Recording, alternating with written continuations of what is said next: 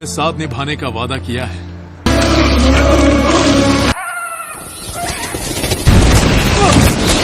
Hello दोस्तों, आप सब कैसे हो? आशा करता हूँ अच्छे होंगे। तो आज हम एक्सप्लेन करने वाले हैं 2014 में आई मूवी जिसका नाम है ड्रैकुला अनटोल्ड। आज जो कहानी सुनाने जा रहा हूँ ये सिर्फ कहानी नहीं बल्कि ये एक सच्ची घटना है। कई इतिहासकारों का मानना है कि ये कहानी सच है, लेकिन इसके पीछे कोई ठोस सबूत नहीं है। तो दोस्तों ये बात है 1442 साल की। व्लाद ड्रैकुला नाम के एक राजकुमार थे जो वॉलाचिया और ट्रांसिल्वेनिया के राजकुमार थे। जब तुर्की सैनिकों ने 1000 छोटे बच्चे को उठा कर ले गया और उन लोगों को अपने फौज में भर्ती किया और उन बच्चों को खूनी दरिंदा बना दिया।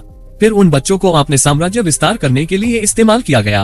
उन लड़कों में से एक लड़का महान योद्धा बना जिसका नाम सुनते ही दुश्मन की पूरी फौज थर थर कांप उठती थी, जिसका नाम था व्लाद, जल्लादों का बादशाह। वो बचपन में ओटोमन साम्राज्य के सुल्तान के राजकुमार के साथ अंगरक्षक के रूप में रहा। उन्हें Vlad the impeller, son of the dragon भी कहा जाता था। एक बार उसने 1000 से भी अधिक इंसानों को सुल में चढ़ा दिया था और तब उसे अपने कर्म के लिए पश्चाताप हुआ और वो ट्रांसिल्वेनिया वापस लौट आए और वो तुर्की के अधीन ट्रांसिल्वेनिया के शासक बन गए। तो दोस्तों ये तो थी पिछली जिंदगी की कहानी। अब शुरू होने वाला है एक नई अध्याय। व्लाद और उनके सैनिक एक नदी के धारा में एक तुर्की सैनिकों के हेलमेट देख पाते हैं। तब एक सैनिक व्लाद से पूछते हैं कि ये हेलमेट कहाँ से आया है। जवाब में व्लाद बोलते हैं ये एक तुर्की जासूस की हेलमेट है। शायद ये हेलमेट उस पहाड़ से गिर के नदी में बहते हुए यहाँ तक आ पहुँचा है।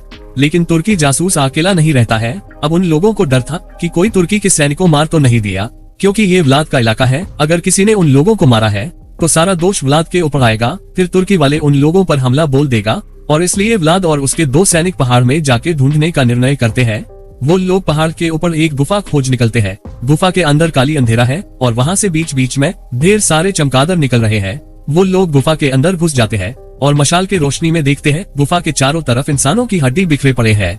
फिर अचानक उन लोगों के ऊपर एक अमानवीय शक्तिशाली प्राणी हमला कर देता है और जिससे व्लाद के सहायकों की मृत्यु हो जाती है। लेकिन व्लाद उस पे अपने तेज धार तलवार से हमला करते हैं और वो बाहर निकल आते हैं। बाहर रोशनी देख वो राक्षस डर जाता है और वो अंदर चला जाता है। लेकिन व्लाद देखते हैं उसका खून धूप में विलीन हो रहा है। फिर वो अपने किले में लौटते हैं जहाँ उन्हें स्थानीय साधु से पता चलता है कि वह जीव भी कभी इंसान हुआ करता था। उसका नाम था कैलिगुला और वो एक रोमन सेनापति थे। उसे एक राक्षस ने धोखे से फंसाया था। अधिक शक्तिशाली बनने के चक्कर में वो भी एक राक्षस में बदल गया। तब से लेकर आज तक वो इंसान नहीं बन पाया। फिर हम देखते हैं किले में लौटने के बाद उसकी पत्नी उसे पूछते हैं क्या हुआ, तुम इतने परेशान क्यों हो? लेकिन वो अपने पत्नी और बेटे से कुछ भी नहीं बोलते हैं। उसके पत्नी का नाम मिरेना है और उसके बेटे का नाम इंगेरास है। दूसरे दिन ईस्टर के उत्सव चल रहे थे। सब लोग खुश थे और तभी तुर्की के कुछ मुस्लिम सैनिक सीधा महल के अंदर घुस आते हैं। व्लाद उन लोगों से कहते हैं टैक्स के तौर पे चांदी के सिक्के तैयार है। लेकिन वो लोग कुछ और मांगने आए थे। वो लोग वहाँ सबके साथ बदतमीजी कर रहे थे। फिर वो लोग बोलते हैं तुर्की के सुल्तान महमूद ने तुम्हारे राज्य से 1000 लड़कों की मांग की है। लेकिन व्लाद माना कर देते हैं। तब उन लोगों के साथ व्लाद का थोड़ा अनबन हो जाता है और वो लोग चले जाते हैं। अब व्लाद के पास कोई दूसरा रास्ता भी नहीं है, क्योंकि तुर्की के फौज इतने विशाल है जिनसे लड़ पाना असंभव है। तुर्की के फौज से लड़ना मतलब अपने मौत को दावत देना। इसलिए वो अगले सुबह राजकुमार से मिलने जाते हैं।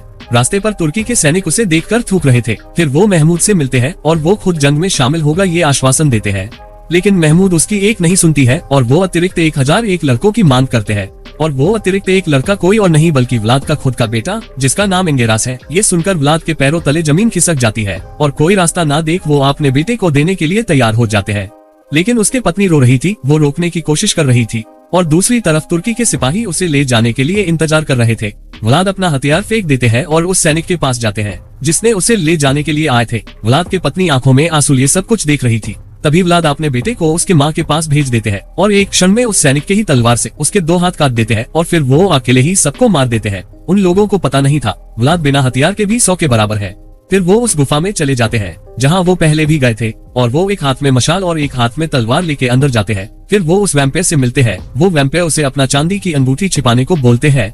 फिर वो उसे पूछते हैं यहाँ क्यों आए हो, क्या तुम्हें मरने का डर नहीं है? तब व्लाद सारी दास्तान उसे सुनाते हैं और बोलते हैं चाहे मैं जिंदा रहूं या ना रहूं इससे कोई फर्क नहीं पड़ता, मुझे सिर्फ अपने लोगों की रक्षा करना है। तब वो वैम्पायर उसे अपना खून एक इंसानी खोपड़ी के पात्र में देते हैं और बोलते हैं इसे पी लो। व्लाद पूछते हैं फिर क्या होगा? तब वैम्पायर उसे बोलते हैं अगर तुमने 3 दिन तक किसी का खून नहीं पिया तो तुम फिर से आम इंसान बन जाओगे और अगर तुमने खून पिया तो तुम कभी भी इंसान नहीं बन पाओगे। लेकिन मैं फिर से इंसान बन जाऊंगा। व्लाद वो खून पी लेता है और वो बेहोश हो जाता है। जब उसका होश आता है तब वो जंगल के अंदर एक नदी के पानी में पड़े हुए थे। उसके उंगली में चांदी की अंगूठी उसे तकलीफ दे रहा था, इसलिए वो अंगूठी खोल देते हैं। वो उठने की कोशिश करते हैं लेकिन उसके हाथों से पत्थर भी टूट जाता है। वो अब इतना शक्तिशाली हो गया है कि वो 1000 सैनिकों को धूल चटा सकता है। उसे मकड़ी की जाल बुनने की आवाज भी सुनाई दे रहा था। उसे दूर दूर तक जंगल के अंदर सारे प्राणी दिखाई दे रहा था। वो अब आम इंसान नहीं है, उसे बादलों के पार दिखाई दे रहा था। तभी उसे अपने किले की तरफ गोले दागने की आवाज सुनाई देता है। वो किले की तरफ जा रहा था कि तभी वो चमगादड़ में बदल जाते हैं। इधर तुर्की के सैनिक किले पर गोले दाग रहे थे। तभी व्लाद किले में पहुंच जाते हैं और बोलते हैं, मैं तुम सबको बचा लूंगा और उन लोगों को जंग के बदले भारी कीमत चुकानी पड़ेगी। फिर वो अकेले ही लड़ने के लिए चले जाते हैं। उसे तुर्की सैनिकों के दिल की धड़कन सुनाई दे रहा था। उसे बिना हथियार के आता देख तुर्की के सारे सैनिक उस पे हमला कर देते हैं, लेकिन उन लोगों को पता नहीं था कि वो लोग मौत से लड़ने आए हैं। व्लाद काल बनके उन लोगों पर टूट पड़ते हैं और जब जंग खत्म होता है तब हम देखते हैं व्लाद तुर्की सैनिकों के लाश के बीच अकेला जिंदा खड़ा है। व्लाद के सैनिक ये देखकर हैरान थे, उन लोगों को कुछ भी समझ में नहीं आ रहा था। तब व्लाद बोलते हैं, जल्दी करो, हमें यहाँ से निकलना है, नहीं तो तुर्की के सैनिक फिर से आ जाएंगे। फिर वो अपने किले के अधिकांश नागरिकों को कोजिया मोनास्ट्री पर्वत भेज देते हैं। इधर महमूद को पता चल जाता है कि व्लाद अब शैतान बन चुका है। तब वो बोलते हैं, इस बार 1 लाख सैनिक भेजो, देखता हूँ वो कैसे जिंदा बच पाता है। इधर व्लाद के एक सैनिक जंगल में छिप के हमला करने का सलाह देते हैं। 5 या 6 महीने तक लड़ने से वो लोग जीत जाएंगे। तब व्लाद बोलते हैं, मुझे ये जंग सिर्फ 3 दिन के भीतर जीतना है। कुछ देर बाद खाने में सब लोग मांस खा रहे थे तो व्लाद को खून पीने का जी कर रहा था, इसलिए वो जंगल की तरफ चले जाते हैं। लेकिन एक आदमी उनका पीछा कर रहा था और वो आदमी उसे अपना खून पीने को देते हैं, लेकिन व्लाद खून पीने से इनकार करते हैं और उसे बोलते हैं, अगर तुमने मेरा पीछा की तो तुम मर जाओगे। दूसरी तरफ राजकुमार को एक घायल सिपाही संदेश देते हैं और वो देखते हैं बहुत सारे सैनिकों की लाश सुल में टंगा हुआ है। इधर व्लाद के पत्नी मिरेना को पता चल जाती है कि वो एक शैतान बन चुका है। उसके बाद हम देखते हैं जब सारे लोग कोजिया मोनास्ट्री जा रहे थे तब तुर्की के सैनिक उन लोगों को देख लेते हैं और रात होते ही वो लोग जंगल के अंदर उन लोगों पर हमला कर देते हैं और तभी व्लाद शैतान के रूप में वहां पहुंच जाते हैं। मगर मिरेना और उनके बेटे को एक तुर्की सैनिक घेर लेते हैं और लड़ाई में व्लाद के दोस्त बुरी तरह घायल हो जाते हैं और तभी व्लाद आके उसे पहाड़ से फेंक देते हैं और मिरेन और उसके बेटे को बचा लेते हैं, लेकिन उसके दोस्त डेमेट्रो मर जाते हैं। खबर मिलते ही राजकुमार एक योजना बनाते हैं। वो सारे सैनिकों के आंखों में लाल पट्टी बांध देते हैं और 1 लाख सैनिक लेके व्लाद को मारने के लिए निकल पड़ता है।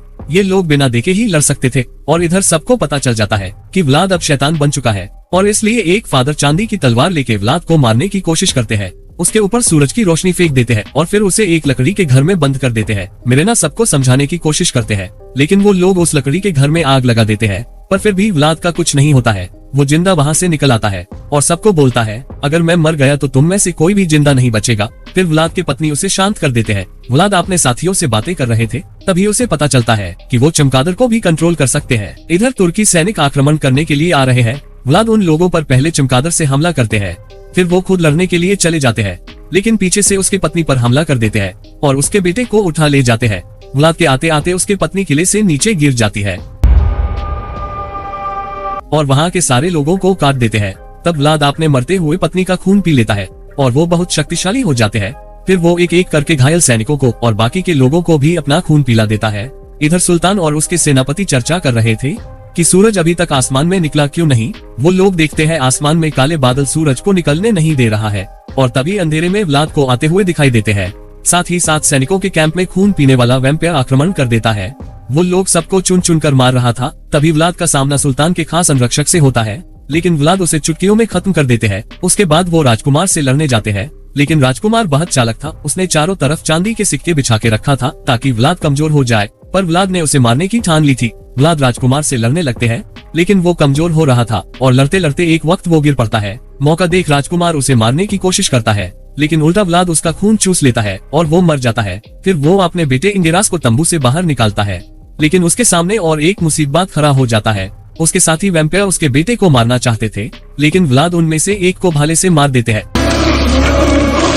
और बोलते हैं, तुम भूल रहे हो कि मैं कौन हूँ। पर सबकी नजर उसके बेटे पर थी। वो लोग उस पे आक्रमण करने वाले थे कि हाथ में होली क्रुश लेके वहाँ फादर आ जाते हैं और वो इंगेरास को अपने साथ आने के लिए बोलते हैं। ये वो फादर है जिसने व्लाद को लकड़ी के घर में बंद कर दिया था। इंगेरास व्लाद को छोड़ के जाना नहीं चाहता था, लेकिन व्लाद उसे जबरदस्ती उसके साथ भेज देते हैं। फिर वो आसमान से काले बादल हटा देता है और सूरज की रोशनी गिरते ही सारे वैम्पायर मरने लगते हैं। उन लोगों का खून और मांस जल के हवा में समा जाता है। व्लाद भी धूप में जल रहे थे और ये देख इंगेरास रो रहे थे। फिर हम देखते हैं इंगेरास ट्रांसिल्वेनिया के राजा बन जाते हैं और दूसरी तरफ हम देखते हैं व्लाद को एक आदमी खून पिला के जिंदा करने की कोशिश कर रहा है। ये वो आदमी है जिसने इससे पहले जंगल में व्लाद को अपना खून दिया था। उसके बाद हम लोगों को आज के जमाने के मॉडर्न लंदन शहर दिखाया जाता है, जहाँ व्लाद अपने पत्नी को ढूंढते हुए एक महिला के पास आते हैं। दरअसल ये महिला ही पिछले जन्म में मिरेना थी। वो अपने चिकनी चिकनी बातों से उसे पटाने की कोशिश करते हैं, लेकिन वो महिला वहाँ जाने लगती है। तभी व्लाद एक शायरी सुनाती है जो कि उस महिला ने लिखी थी। उसके बाद हम और एक आदमी को देखते हैं जो व्लाद को फॉलो कर रहे हैं। दरअसल ये आदमी पिछले जन्म में राक्षस थे जिसने व्लाद को वैम्पायर बनाया था। तो दोस्तों वीडियो कैसा लगा कमेंट में लिख दीजिएगा और हो सके तो चैनल को सब्सक्राइब कर दीजिएगा। तो मिलते हैं नेक्स्ट वीडियो में। तो दोस्तों वीडियो अच्छा लगे तो लाइक कर दीजिएगा और चैनल में नए हो चैनल को सब्सक्राइब कर दीजिएगा। मिलते हैं नेक्स्ट वीडियो में।